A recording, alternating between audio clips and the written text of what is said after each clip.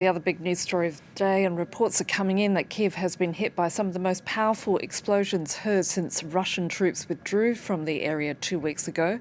The shelling following a warning that missile attacks would increase due to allegations of attacks and sabotage by Ukrainian forces within Russia's borders.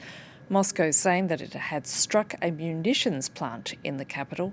Today's shelling also following the sinking of the Russian Black Sea flagship Moskva. And our chief foreign editor, Rob Parsons, spoke to us earlier from Kyiv.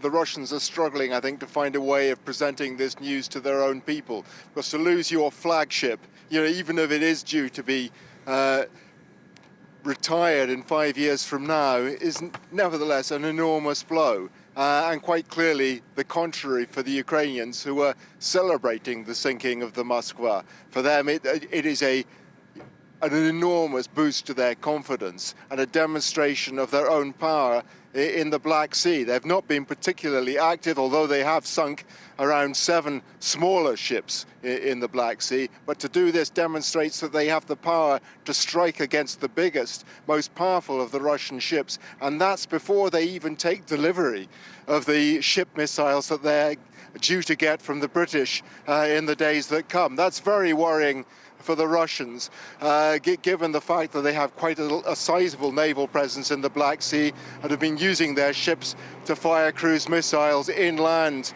to Ukraine. It's believed they may have lost as many as 14 cruise missiles in the explosion on board the ship. But in more general terms, it reflects, I think, on the poor morale in the Russian armed forces, not just at sea but on land. Talking to people who have been fighting against the Russians here, both foreigners and Ukrainians, there seems to be an issue with morale on the Russian side. Many of the soldiers are conscripts, many are ethnic minorities from within the Russian Federation. They don't seem to be particularly well trained. The Russian artillery, by all accounts, is functioning very well, but there's a lack of coordination between ground troops and the artillery. And now they've had to withdraw those troops and are trying to redeploy to the east of the country to build up a force sufficient to attack the Ukrainians there. But given those morale problems, given the problems they've had with the logistics in the past, there must be a lot of concern on the Russian side that this time too, in the east, things won't go well. Rob Parsons reporting there.